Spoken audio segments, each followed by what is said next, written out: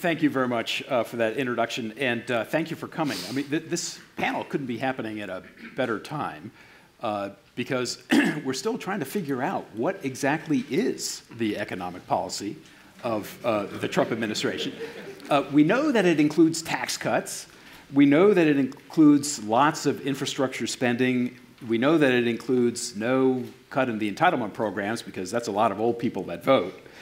And hold your breath, it's going to be growth that pays for all of this. And on the trade front, we know that TPP's out, NAFTA is going to get ripped up. Oh no, maybe it's just going to get lightly edited.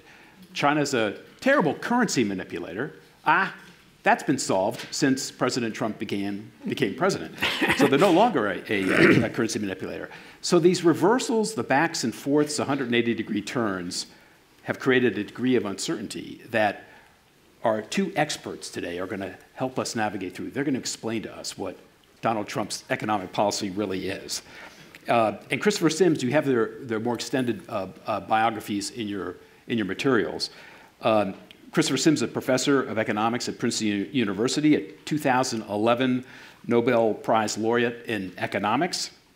Heizo Takanaka is a professor at Toyo University, a member of the Policy Council under the Abe administration, and a former Minister of State for Economic and Fiscal Policy for the Koizumi administration, and that's when I first met Takanaka-san. So maybe I could turn it over to you to begin with.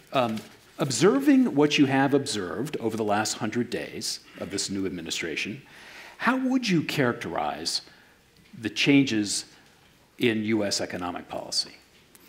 Well, thank you very much for this opportunity. First of all, I'd like to say I appreciate the effort of the Japan Society. But honestly, the first question is very difficult for us. What's happening? I came here to know that, actually. And, well, first of all, we have an impression that Trump administration is not so interested in the general issue, like how to deal with the global trade system, how to deal with financial regulation, global regulation, et cetera, et cetera. Still, he's very much interested in specific issue like the unemployment problem in specific sector, specific region, and some bilateral trade deficit with some specific countries like China, Japan, et cetera, et cetera. The specific issue, not general issue. So it is very difficult to predict what will happen from here on. However, as far as macroeconomy is concerned, well, what's happening now is very similar to that happened at the beginning of Reaganomics. Government going to expand fiscal expenditures. I'm not sure this is approved in the diet or not, but anyway, fiscal expansion. And monetary contraction. The combination of fiscal expansion and monetary contraction is creating dollar appreciation, yen depreciation, and stock price increase. So in that sense, what's happening, it's very similar to that we experienced at the beginning of Reaganomics. But we are not sure how long will this last. This is also a little bit changing.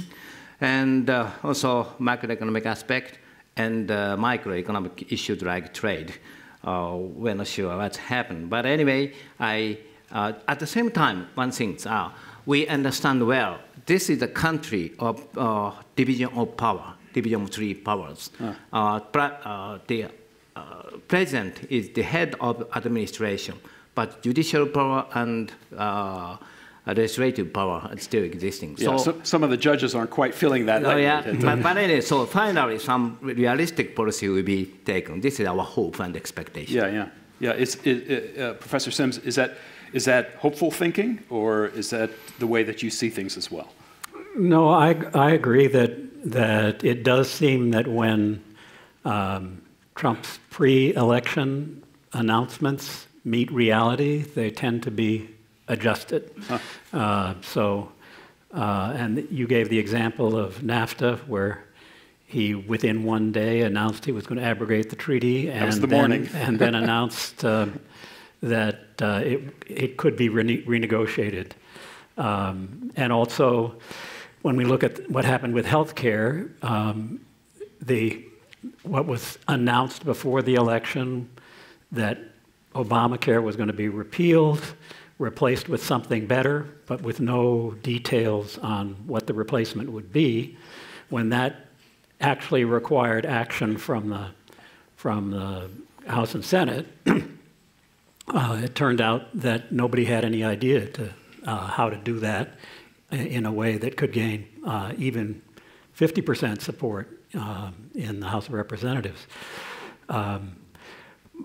There are some areas where Trump and the White House can act with little immediate feedback. The biggest example of that is the EPA, the Environmental Protection Agency. Since most of the negative consequences of cutting back on their activity come with a long delay, there's no immediate pushback if he reduces efforts to control pollution and carbon emission.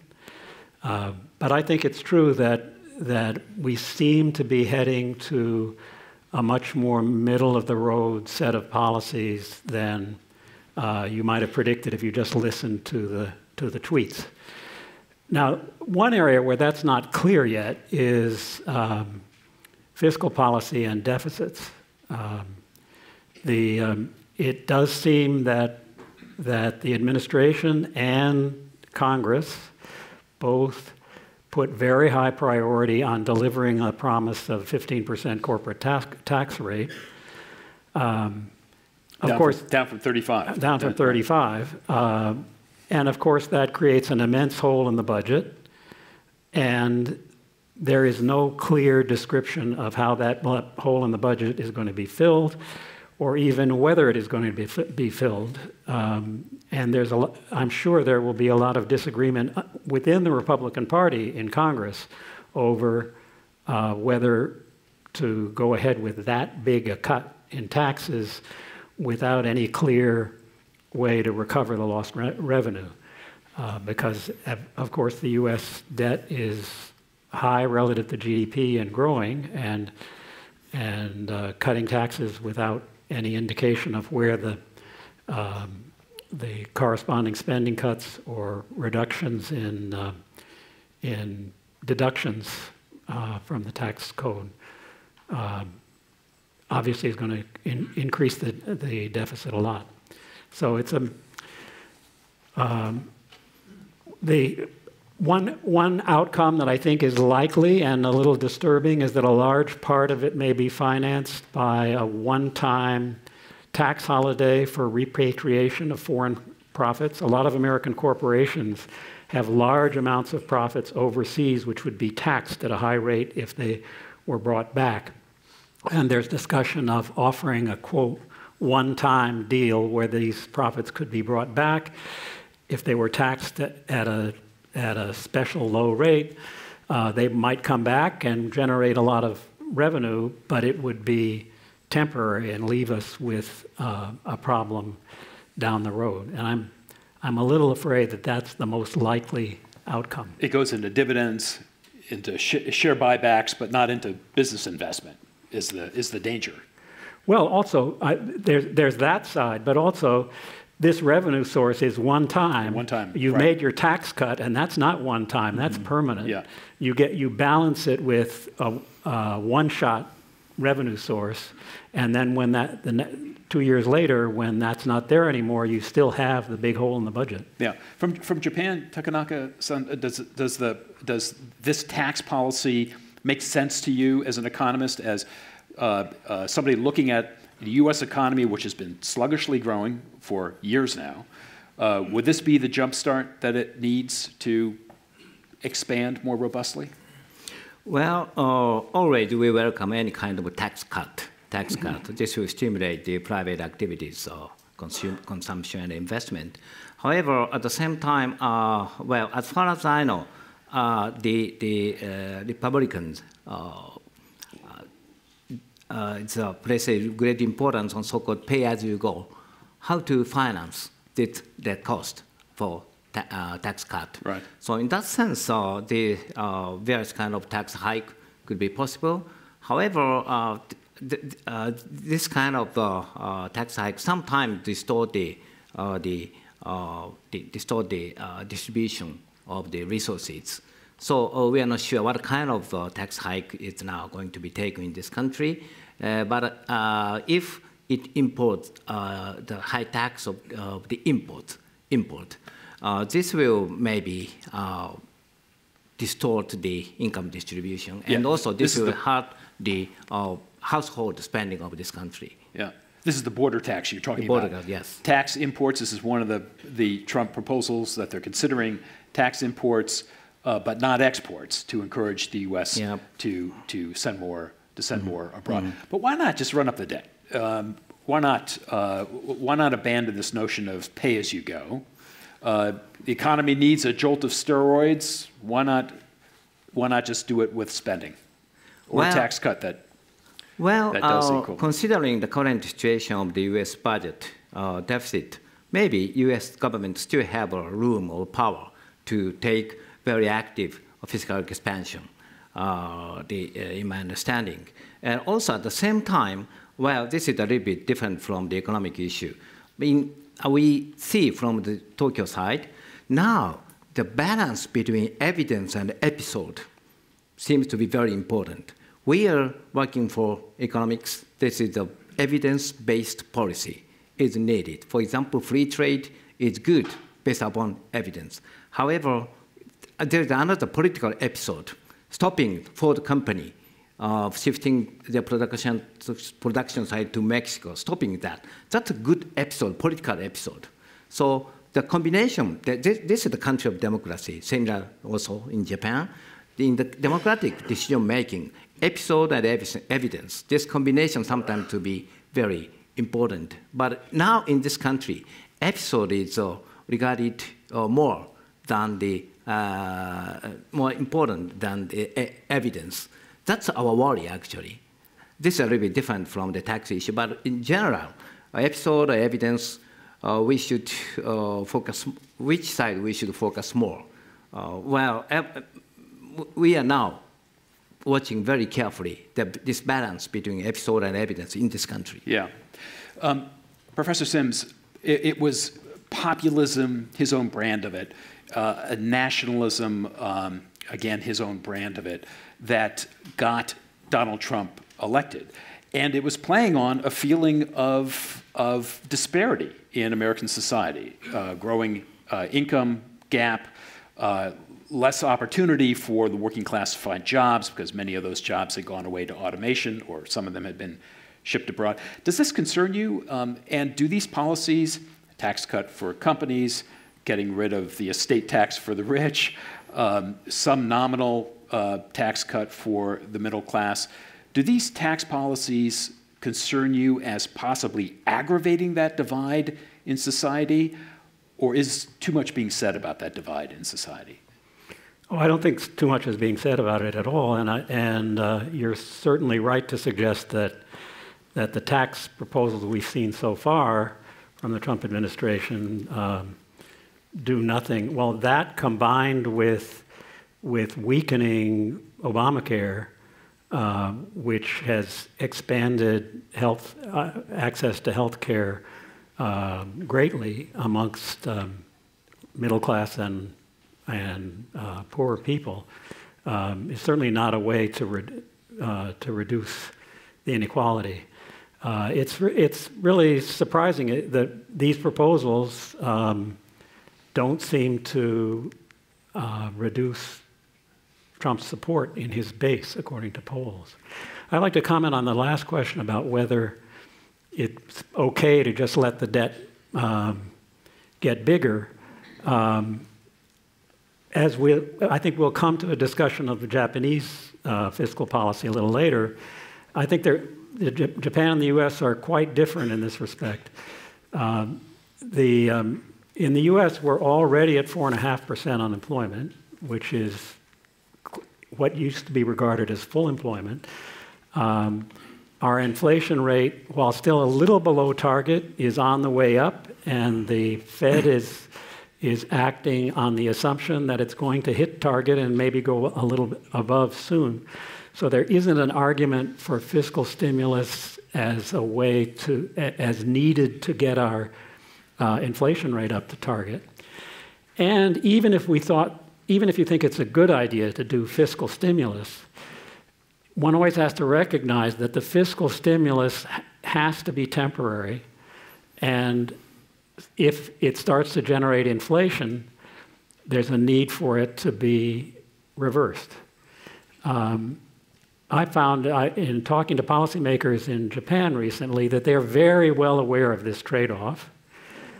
One does not get the impression that the policymakers around Trump, and there are very few economists amongst them, actually understand this kind of trade-off, the notion that deficits and stimulus are appropriate as a short-run stimulus measure, but they have to be thought of as part of a package which includes the need for restraint later if the stimulus starts to generate inflation. Yep. Sorry, may I ask one question about, you mentioned the income gap of this country. This is a country of self-help, and income redistribution policy is not so strong here, compared with European countries and Japan also. And this Trump phenomenon came from the huge income gap, or even the division of the society. But still, there are no discussion, as far as I know, about income redistribution system. And is there any possibility that the United States government will take this kind of income redistribution policy, strengthen income policy, or not?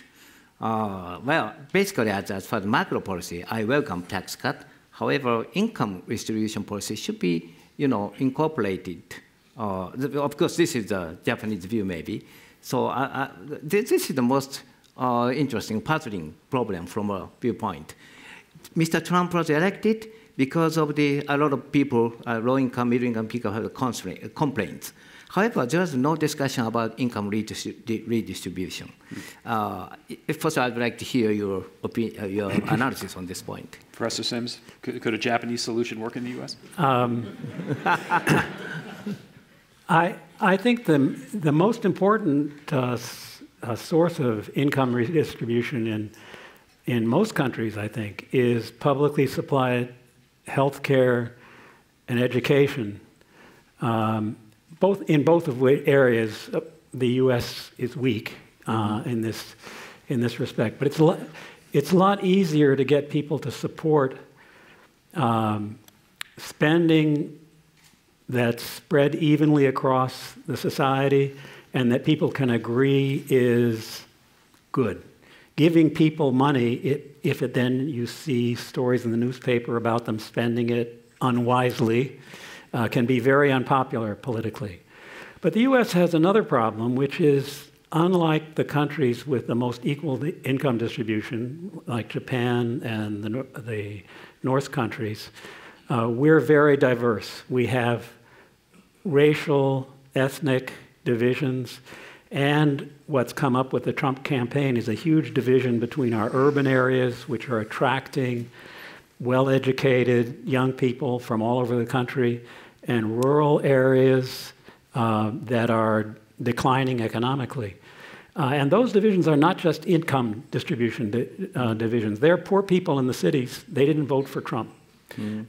And so when people see pure redistributive measures, Trump's base sees that as not giving money to people like them who are poor, but giving money to the other guys who are poor. And that's a problem for the U.S., and I think it actually, you can see it across many countries. Ethnically diverse countries have a harder time agreeing on providing broad public services and equal income distribution. Yeah, and who gets what. I want to come around to Japan. Let me just ask one broader question first, though. Donald Trump in the United States, Brexit in Great Britain, the two people running in France right now include Le Pen. You've seen right-wing governments elected in countries across Europe that are nationalist-oriented. So this isn't just a U.S. phenomenon. indebted nations unable to kind of pay their way out of the problem seems to be sort of a consistent international theme right now among developed countries. And I wonder, have developed countries seen their best days economically? You're talking about global economic decline, that theory. I'm asking. I think it's very hard to predict. I think that in Europe, until recently the U.S., and in Japan today, you can argue that the slow growth is fitting a pattern we've seen before. We saw in the Great Depression, zero interest rates, low inflation, very anemic or negative growth. Until we've tried getting rid of that pattern and by applying appropriate fiscal and monetary stimulus, I think it's too early to talk about long-term stagnation. If it turns out we get back to target levels of inflation and full employment, and we've still got slow growth, then we can say it's a long-term permanent problem. Productivity growth is slow forever. But we've seen long periods of very slow productivity growth generated by demand-side problems, and I'm not completely convinced that that isn't the problem today in most of the advanced countries. Professor? Well, as was mentioned by Professor Sims, it's very difficult to predict. But anyway, I describe the current situation as follows. There are two winds blowing now. We have to pay attention to two kinds of winds. One is turbulence, where all of a sudden, reflecting kind of populism, protectionist movement kind of things appears. This is turbulence, or the gusty wind. All of a sudden, this happens. At the same time, there are some westerlies, strong west wind, always, anywhere, anytime, anywhere, this is blowing. This is the trend new trend of the economy. That's the fourth industrial revolution. As far as I know, while in England, Brexit, in the United States, you have some turbulence. At the same time, you are preparing very well for the fourth industrial revolution. In the case of Japan, while we see little turbulence, however, we are not so strong of preparing for this, the fourth industrial revolutions. So the long-term trend fourth industrial revolution characterized AI, robot, IoT, big data, sharing economy, et cetera, But in that sense, well, the United States, England are doing well. In Japan, we see only little turbulence. The turbulence is very small, but we are not very strong. Still, in Japan, we do not, for example, Uber is not approved yet. We cannot use Uber in Tokyo. For example, Airbnb is also officially not approved. So these are new economic indexes, it sounds like. Yeah, right. So in that sense, well, both negative or positive signs can be seen both in the United States and Japan. Yeah. The productivity growth has been slow in the U.S. Aggregate measures of productivity have not been looking good for a while in the U.S. So and why is we that? see these individual innovative things, but they aren't showing up in the aggregate output per man hour or per man hour and unit of capital. And why is that? Why has our productivity been? If I knew the answer to that question, I would be get another Nobel. I would go invest on it, but we don't know exactly why that's true. And one possibility, there was a time when people were seeing lots of investment in personal computers and little apparent effect on productivity, and we're saying this is really not an important innovation. But then in the Clinton years, there was a period of rapid expansion that probably had to do with integrating the IT revolution into the economy. So it may be that we're just now in another phase of learning how to integrate these new ideas into the economy, and that productivity will take off again. We'll see. Yeah. Professor Takanaka, can you give us an update on the health and well-being of Abenomics?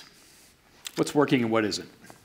Well, now, for example, the stock price in Tokyo is 19,000 yen, around that area.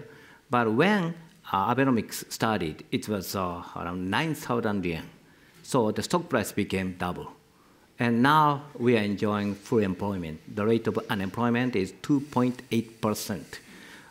For example, the labor economists have been estimating so-called full employment rate of unemployment. Full employment rate of unemployment. This is the lowest level of unemployment. This adds 3.4% around that area. Now the actual rate of unemployment is 2.8%. We are now suffering from labor shortage. And in that sense, Abenomics is doing well. However, on the contrary, how to conquer deflation? Well, it's 4 years ago, the Abe government established the inflation target as 2%, and the Bank of Japan promised to realize this in 2 years, in other words, by 2015. However, it's not realized yet. So we still have some problems regarding how to conquer deflation. In this regard, Professor Sim's theory, fiscal theory of price level, is providing a great, impact on the policy discussion in Japan. It's all the buzz of Japan right now. So would you care to share this with us? Explain what it is that your notion of how to fix this kind of core growth issue in Well, it's not Japan. that I have a simple fix, but it's a way of thinking about the problem and why Abenomics has not really worked to end deflation. I gave a talk at Jackson Hole last August, and a paper summarizing it is on my website. I don't have time to go through this theory in detail. In fact, this theory goes back to the 1990s. I wasn't the first to develop it. Most of the economics literature on this theory is mathematical models that laymen are not likely to be able to make much sense of. But I can describe some simple principles that come out of this way, or really are the basis for this way of thinking about inflation and the price level. One is that the price level is the rate at which government paper trades for real goods. The old way of thinking about this, monetarism, thought of government paper as just cash, currency, and that inflation happened when there was too much expansion of cash relative to the amount of real goods in the economy. But in most countries now, interest-bearing debt, government debt, is much bigger than currency. And currency is held, the simple theory of monetarism reflected the fact that currency is held not for its return, but for its convenience yield. And the convenience yield of money is not something the government controls directly. So you can think of, if you think of the money as just the government is just controlling money, it's pushing against this fixed demand for currency based on currency yield, convenience yield.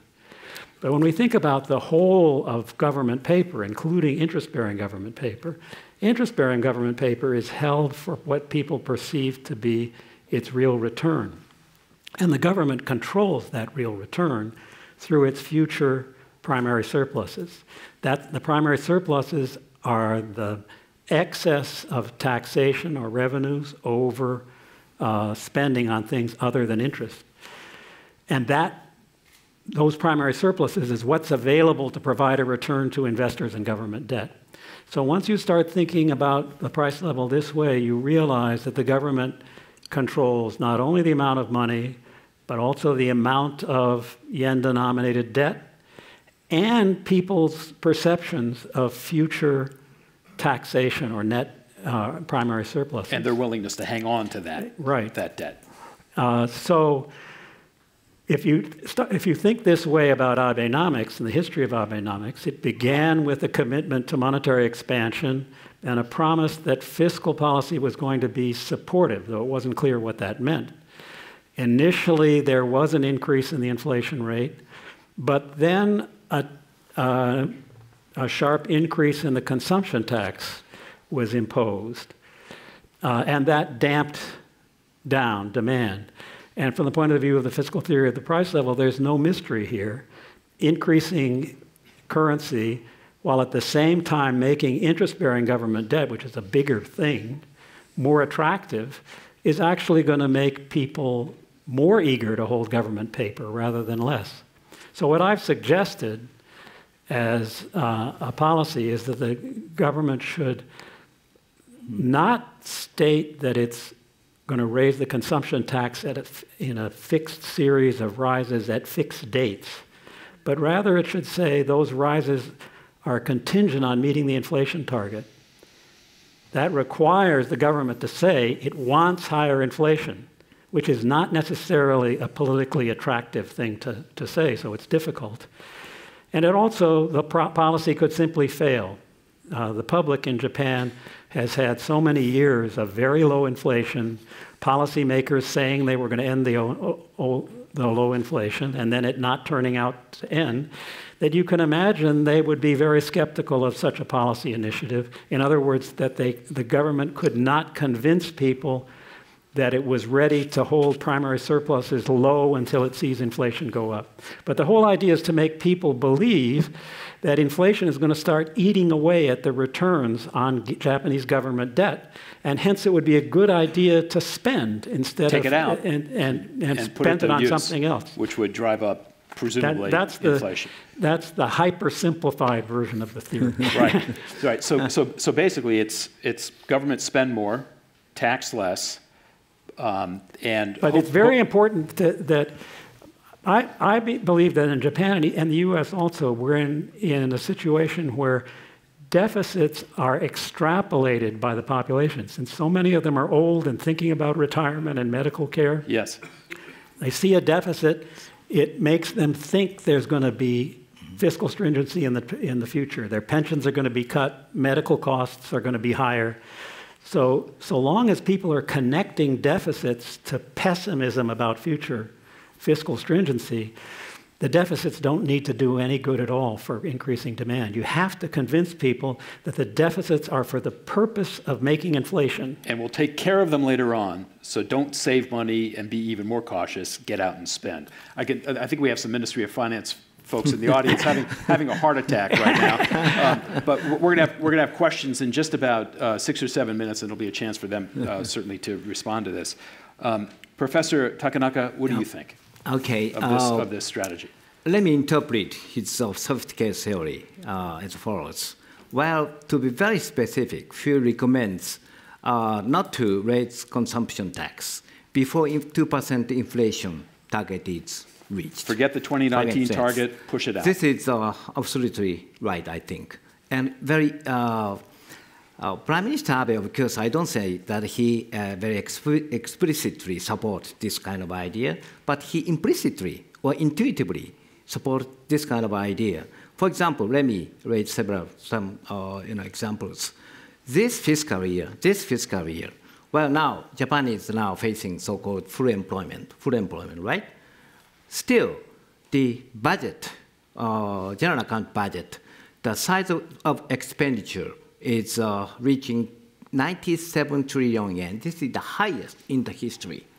Under full employment, the highest expenditure of the government policy is taken. So fiscal stimulus is now still continued. In that sense, the current government implicitly accepting this kind of hypothesis. But important point to judge this will come in several years. As I mentioned, at first, the Bank of Japan set the target year of 2% inflation at 2015, but this target had been postponed 5 times already. And the current target year is 2018. And 2019, the next consumption tax hike is planned. We've seen this movie before. But many market people will not see that the 2% inflation target will be realized by 2018. At that time, it's very reasonable for the government to postpone the tax hike in 2019. So Prime Minister should do that and will do that in my observation. This is my observation. So in that sense, his theory is very implicitly now, included in the government decision making. One interpretation, another interpretation.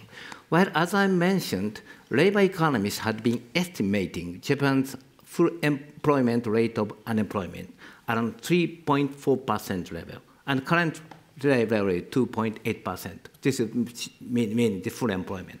But another interpretation is, no, this estimate, 3.4%, was wrong, because under such, low rate of unemployment, the wage increase is quite limited. So real full employment rate of unemployment is much lower than 3.4, maybe 2.5 or so. If so, we still have a chance, we have a room to increase government expenditures to stimulate the economy, even if we depend on the very traditional Keynesian theory. So this kind of discussion should be very explicitly should be done inside the government. My regret is this kind of discussion is not done in the policy board in the government. That's my regret. But anyway, very implicitly, his idea had a very strong influence in Japanese policy making. That's my interpretation. I think it's right that by postponing the second increase in the consumption tax, Abe has created an impression that he probably is paying attention to inflation. But policymakers have not yet taken a step that I think is important, which is to say we are doing this in order to get inflation up. And you should think about the effects of inflation on the returns on your government bonds or postal savings and make plans accordingly. I can understand why they don't want to do that. Old people don't like to hear that their savings are going to decline in value because of inflation. But unless the government can do that convincingly, you could end up simply running long periods of deficits, never generating the inflation, and then having to impose more severe austerity at the end without ever having generated inflation. So that's the worry about this policy, that it could fail in that way. But injecting a bit more fear into the market may not be a bad thing. Tell us a little bit about how demographics are playing into this, because this seems to be sort of the arc of Japan getting older, becoming smaller, the population, not unlike some other nations around the world, and it's be happening in China as well. That is an enormously powerful force. The sensitivities of older people to their savings, that's just going to increase as time goes on. Isn't that going to just exacerbate the problems, make them worse in Japan, make it harder to maneuver for the government? Well, demographic issues are a very serious issue, I think. The total population of Japan is now declining every year by about 200,000. And on the contrary, the Tokyo population is increasing. This is indicating in the rural area, decrease of population is now much more serious, actually. And so this should be solved by various kind of issues. But one important topic we cannot escape from is immigration, how to accept foreign labor. However, according to the public opinion poll, more than 90% of Japanese people are against accepting the immigration. So this is a very naive political issue. So Prime Minister doesn't use the term immigration. However, he said, we are ready to accept guest workers. And it is true, making use of a special economic zone, we started accepting foreign labor from Philippines, from Vietnam, first focusing housework, to help housework. Next, to help the elderly care, et cetera, et cetera. So this is a very naive issue politically. However, this kind of effort has just started. And if we accept this kind of foreign labor to help housework or maid, this will increase the labor participation ratio of the female. And this is good for all economic growth. And this kind of policy now taken. At the same time, you mentioned also social welfare. Well, for the time being, we should forget about the budget deficit. I agree. However, it is very true that in the social welfare system in this country, social security system in Japan, we have a lot of waste, Even the president of the big banks are now receiving pension. It's not needed, actually. And that current pension system started in 1960. At that time, average lifespan of the people was 66 years old. Now I'm 66 years old, actually. So now lifespan You're an actuarial outlier. But anyway, we have to proceed a very fundamental reform of social security system. It is true. But macroeconomic discussion, macroeconomic management, and this kind of structure or reform should be done. Both should be done actually very carefully. Yeah. Well, we found reforming Social Security a very easy task here in the United States, as you know. I want to go to questions, but I want to ask one more question of both of you before we do, because we have not had a really opportunity to touch on trade very much. The U.S. has withdrawn from the TPP. What that means is a little bit unclear. Is it going to replace it with bilateral agreements with its various Asian partners? Does China rush into this void with its own regional trading scheme that sets new rules for the road that abrogate those of the United States? Is it a bad development, or is it a not so great a development that we can work through? I'd be interested in how you see the U.S. withdrawal from TPP affecting Japan. Okay, very honestly speaking, it's a regret that President Trump denied the importance of TPP. TPP is a very epoch-making agreement among 12 countries, not only trade, but also investment and other rules included. So it was very epoch-making. And if these 12 countries get together, this covers around 40% of the world GDP, world trade. So in that sense, this is very important. And Prime Minister Abe had been insisting TPP is the main pillar of Abenomics. So it's a regret. Now, Japan's position is becoming very clear. Now, the Japanese government is going to take so-called dual approach. Now, among 11 countries, excluding the United States, let's start this TPP, TPP 11. This will provide a very important power to promote the world free trade. At the same time, we cannot deny the negotiation with the United States. President Trump is insisting the need for bilateral negotiations. So whereas we do not deny the bilateral negotiation, but we proceed TPP 11, and very finally, these efforts should be merged in some extent. This is the Japan's approach. We call this dual approach. At first, the government, especially the Ministry of Trade, were very strongly against TPP 11. However, the Prime Minister now decided to take this kind of policy, in my understanding. Mm-hmm. Thoughts on this? We don't need to blame Trump for the failure of TPP. It was already regarded as basically a lost cause. Even if Clinton had won, she had come out against it. It may be that she would have tried to renegotiate at least part of it, but it was very unpopular in Congress, and Congress has to vote on treaties. And also, it's important to remember that we already have tariffs down to a low level, or we did have them down to a low level. They are down to a low level now. So this was not a treaty that was probably going to have a huge impact on trade flows. It did have coordination of intellectual property. It had other kinds of rules and barriers that addressed state-owned enterprises, yes, addressed arbitration, a lot of the things that the WTO failed to do. Right, but the overall impact of it on the 12 economies would, in any case, I think, have been modest.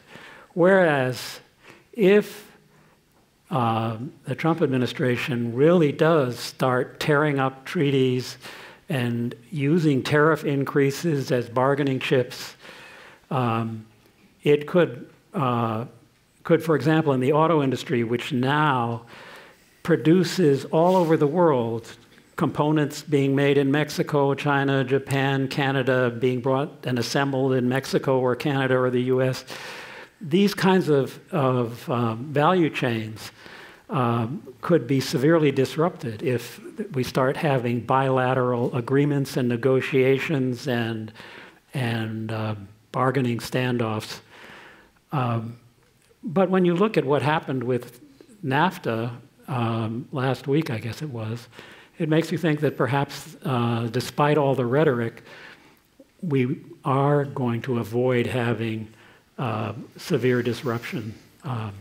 But it is a worry that if the anti-trade wing of the Trump administration really takes hold and tries to disrupt the current international trade system, that could have much worse effects than failing to pass TPP, in my opinion. Yeah, protectionism. I mean, I'm reminded the Wall Street Journal doesn't endorse presidential candidates.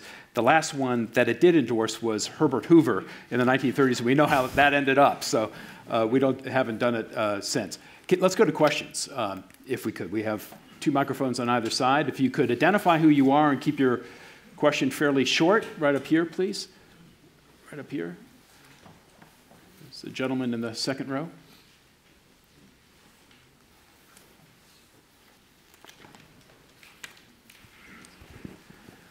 Well, thank you very much. My name is Katsuo Takeda, Morgan Stanley. I have a question regarding Trump administration's ineffectiveness. As a Japanese, I remember that Japanese GDP stagnated between 1990 and 2014, largely because of Japanese government administration's ineffective, and the GDP remained flat. And then now we face that the Trump administration's ineffectiveness. My question is, how much will cost this administrative ineffectiveness to the U.S. economy and the world economy? Who wants to take that one on and be quoted in the newspaper? I think there is a worry that the Trump administration is not filling intermediate positions in the Treasury Department or the State Department. And so the technical expertise to handle policy issues is not there yet, and it's not clear that it's going to be there. And so when serious policy issues come up, there could be a problem with ineffective decision-making in the Trump administration. We can't be sure how long this situation of little expertise at minimum at the middle levels of the agencies will persist. And Trump has shown that when reality throws itself down in front of him, he does sometimes recognize it, and it's possible that that this apparent ineffectiveness will slowly resolve over the next year or so. But I believe that effective, rational government decision-making is important to economic growth, and it is a danger to economic growth if we don't have that. Well, very ironically, the economic situation is good, as you know, and IMF also had a very reasonable growth rate, not only for the world economy but also the U.S. economy. So for the time being, this kind of discussion will not, get our attention. However, one episode. The other day, Vice President Pence visited Japan to have a U.S. Japan economic dialogue with Vice Prime Minister Aso. However, as I mentioned, the important political appointee post of State Department is not fulfilled yet. So it was impossible to have a substantial discussion. The U.S.-Japan economic dialogue finished only in 60 minutes. 60 minutes. And then only short communique was released. And what was the most important result of this talk? The most important result was they agreed to have the next meeting by the end of this year. Uh-oh. Yes, please, down here. Can we get a microphone? Just tell us who you are. My name is Arish Kumar Sahani. I think the media is taking the word nationalism very lightly. And if you look around what happened to the Middle East, where no nationalism is there, do you think the nationalism is not important when Trump talks about it and nobody takes it seriously? What will happen to this country if people are not nationalist? What happened in Middle East to be taken as example? Who wants to tackle that? I think we don't know the answer to that. We don't, which is, and it is concerning. This election was swayed by a lot of different things. And one of them, though, was a desire to identify with an America perhaps that existed in the 1950s and 60s, but kind of life has moved on past. Brexit also was a nationalist vote. It wasn't just a trade economic vote, it was a sovereignty vote. How much of your own sovereignty do you wish to cede to the European Union bureaucrats in Brussels? So I think that we've seen these kinds of impulses before in American politics. How far it's taken by a national leader who depends upon it, we're going to have to see. And does it go irresponsibly, or is it somehow cultivated into something that's productive? I mean, calling the press the enemy of the people, I mean, creating all sorts of lists and enemies lists. And I was just writing down, Professor, what you said, when reality throws itself down in front of him, he sometimes recognizes it.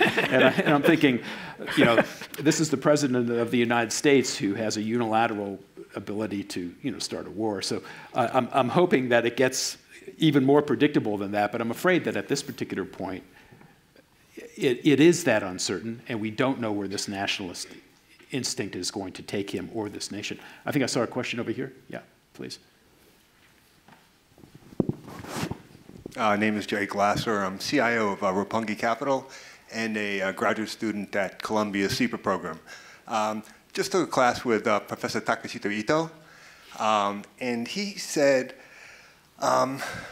the failure of Abenomics, succinctly, was due to the lack of inflation targeting, which was adopted in 2013. I'd love to hear both of you guys as economists, your thoughts on it. It's a very broad statement. And the second thing is, why can't the Bank of Japan just issue zero coupon perpetuals and start all over? What's the problem globally? This probably be targeted to Professor Sims. You probably has done work on this. What problems would this cause among the other industrial nations? Thank you.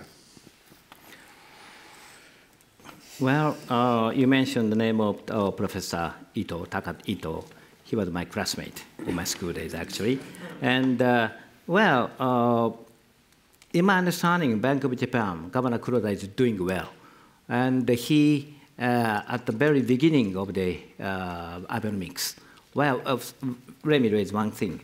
We can estimate the expected rate of inflation through inflation indexed bond. This is a little bit technical issue. This is the expected rate of inflation of the market. This expected rate of inflation first increased at the beginning of Abenomics, reflecting Kuroda's policy. However, in 2014, the tax rate, consumption tax rate was increased. At the time, this expected rate declined. So, well, Bank of Japan itself is doing well, but more effort is now needed for the side of the government.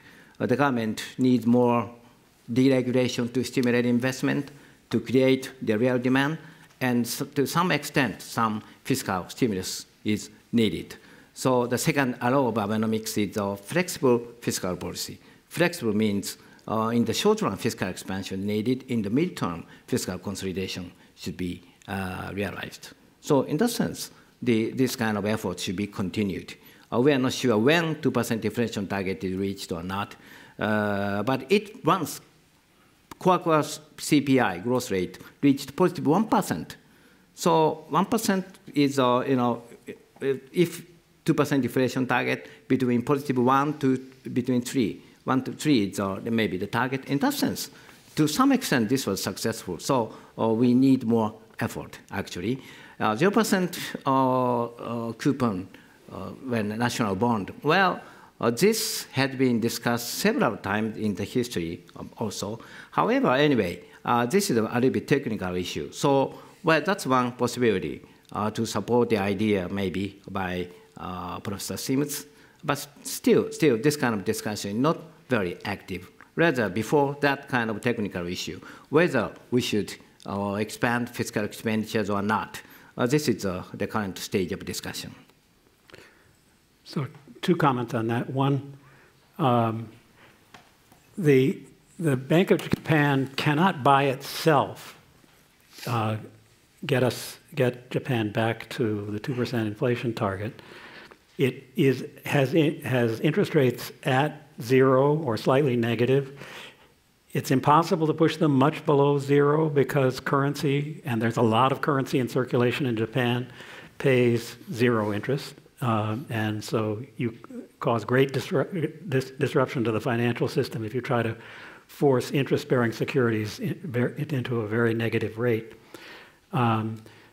And that's one of the points of these theoretical models in the fiscal theory of the price level, that it's quite possible to get stuck at very low inflation and 0 interest rates for a long, indefinite, in fact, period of time if fiscal policy doesn't do its part of the job, which is to make fiscal expansion conditional on the price level target.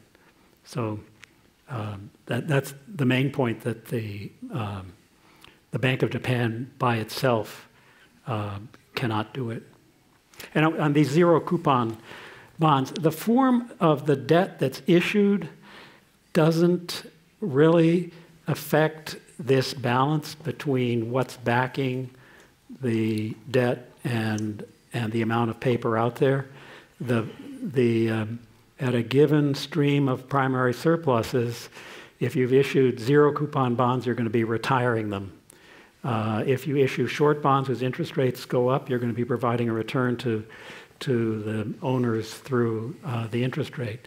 So you don't get a big effect from shifting the maturity of the debt or the coupon of the debt. Another question? Yes, right over here, please. My name is Peter Chow. I'm from the Graduate Center of Cuny System.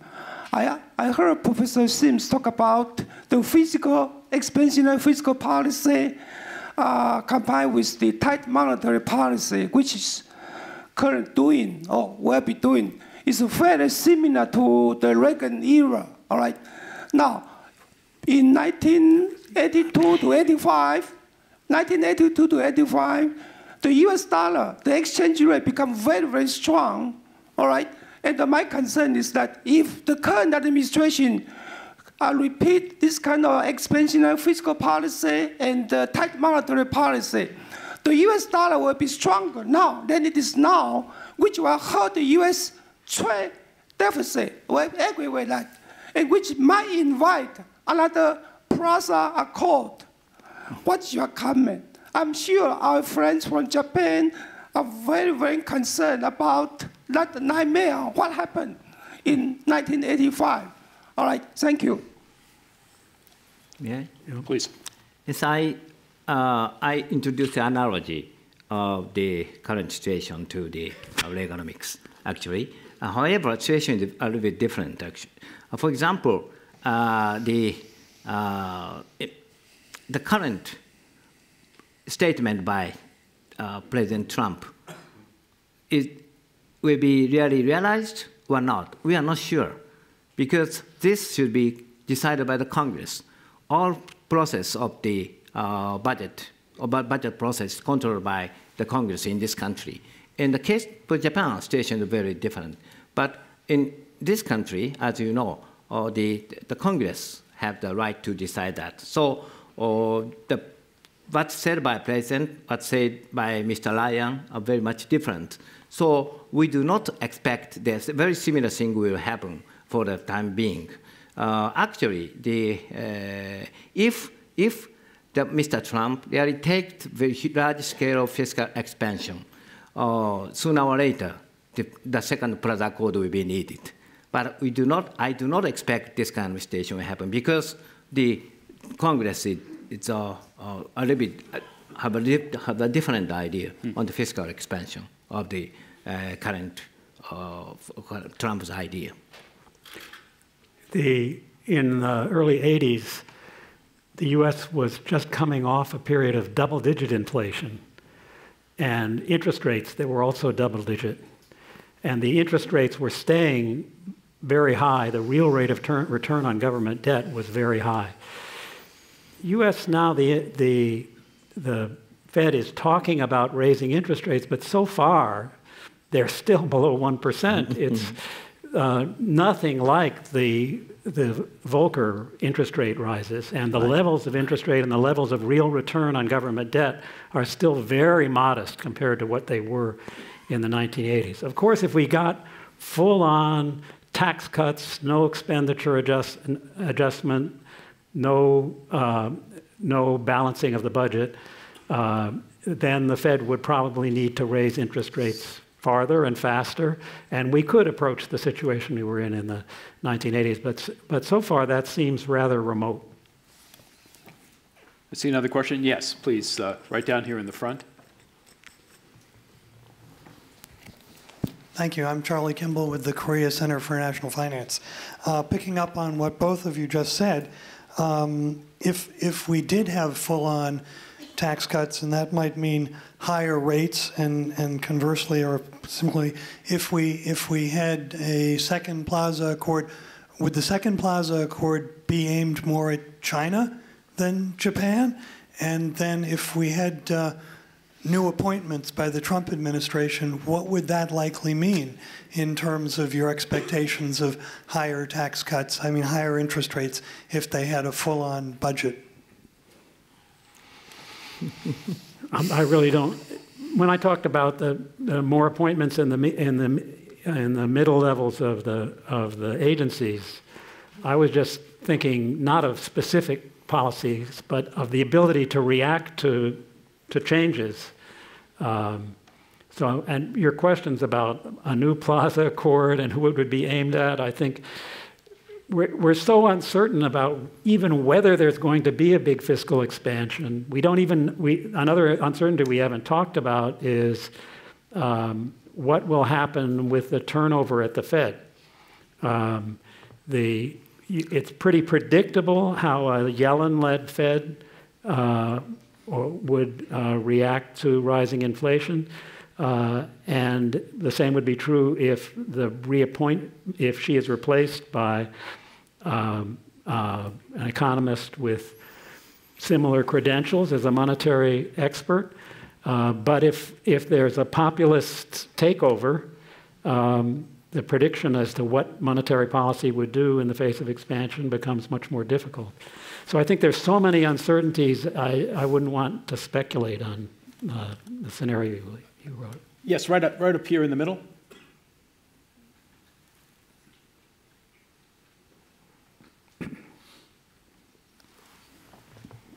Thank you. I'm Alicia Ogawa with the Center on Japanese Economy and Business from Columbia University.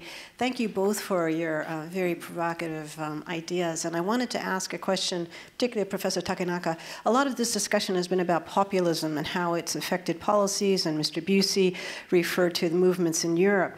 I just had a meeting with one of the leaders of the opposition party in Japan who actually made the argument that while Japan is often offered as a country that has not had a populist movement, in fact, the prime minister is all about populism. It's just that in Japan, populism means avoiding all difficult decisions.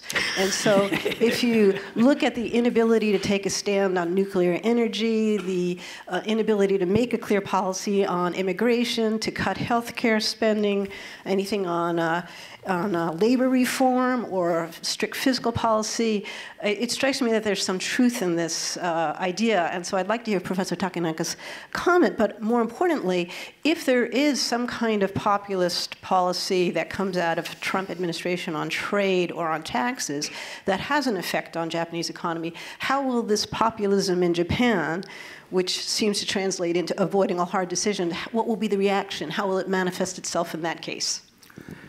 Well, thank you very much for raising very difficult and stimulating question. Well, Japan is often cited as a country without populism. Well, I have two hypotheses. This is not evidence-based, but two hypothetical ideas I have. One idea is, yes, Japan already experienced populism under DPJ. DPJ government we had, at that time, there is a lot of populist type of, manifesto or promises. These are not realized. At that time, macroeconomic management was very miserable, and the Japanese companies shifted their production side overseas a lot. So we learned the bad point of populism already. This is the reason why Japan is not a country of populism at this moment. This is one hypothetical idea. Another hypothesis is a little bit different. No, Japan is a not hyper-populism country, but moderate populism country. For example, we refuse accepting the immigration. We refuse accepting even Uber. So also under the situation of full employment, government is spending a huge amount of money for income distribution, income redistribution. So in that sense, Japan is a country of moderate populism. Because of this moderate populism, we could avoid hyper-populism. This is the second interpretation. I'm not sure. So we have to continue this kind of discussion. And the value, the reaction of Japan, if much more protectionist movement is taken by the United States. Well, we understand the influence of the United States. U.S. economy is huge. We cannot refuse. We cannot deny it. At the same time, this is a kind of populism. Another kind of problem, nationalism, will be enhanced.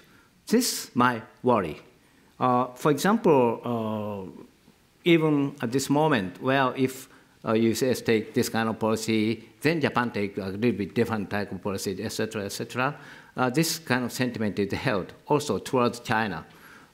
So the populism and nationalism sometimes connected together. This is very dangerous. So we have to be very careful on that point. In North Korea, which we haven't met. I think we have time for one more, well, we haven't discussed it. We have time for one more question right here, right up in the front. Yes, oop, right there, I'm sorry. I'm pointing, it's 2/3 of the way back. Person's hand's up. Don Allison from Arcadia Capital. John, you mentioned early on, before turning to Professor Sims on fiscal theory, you mentioned the Ministry of Finance of Japan. And just 2 weeks ago, Finance Minister Asa was here, and he spoke at Columbia University, and he pretty much in the question period seemed to rule out fiscal theory of inflation, additional fiscal spending, very traditional MOF approach, and actually was leaving on the table the consumption tax for 2000, even though probably most people in the market don't think it's going to happen. So my real question then is, what, maybe Tanaka-san and Professor Sims, what has to happen to bring your theory more into the public domain to change policymakers' thinking on the fiscal outlook? I don't know. It was a bit of a surprise to me that I became a focus of policy discussion in Japan in the first place. But I can give talks at places like this. I'm going to the IMF at the end of the week to try to scrape some of the lichens off their skin on these kinds of issues. But I don't think I don't have an easy answer on this. I have policy proposals, but they are politically hard. So I'm not surprised that there's some resistance in the ministries in Japan, and I find it a little discouraging that if markets know that you're likely to give up on the consumption tax increase when the date comes, all you do by pretending that you wouldn't do that is lose your credibility. And the right policy requires a lot of credibility. It requires telling people what you're going to do in the future and having people believe it. So you don't get there by promising dates at which you're going to hit a zero primary surplus that nobody believes, promising a strict timing on the consumption tax increases that people have concluded you're not going to really follow. So I hope they can see that point. Professor Takano? One short point that what we didn't discuss much today. One is how to see how serious the budget deficit of Japan is, or not. That's the point, I think. For example, the balance sheet of the government, well, it's often quoted figure, 1,300 trillion yen of debt Japanese government is carrying. It is true. If we look only right side of the balance sheet, this is true, 1,300 trillion yen of debt. At the same time, on the left-hand side of the balance sheet, we have asset, roughly speaking, 700 trillion yen. So net debt is 500 trillion yen. If we discuss this gross debt or net debt, situation is very much different. Additionally, as was often mentioned by Professor Sims, well, Bank of Japan is holding some important part of this national bond, 400 trillion yen. Now, Bank of Japan is also the part of the public sector. So if we create the consolidated balance sheet in the total public sector of Japan, the net debt is very small. So if we focus the gross debt, the situation is very serious. If we focus net debt, the situation is not serious. So we now have much room to consider fiscal expansion, or no chance. It depends, actually. And we'll have to leave it on that positive bit of accounting. I want to thank Professor Takanaka and Professor Sims and all of you for your excellent questions, and particularly the Japan Society for holding this event. Thank you very much.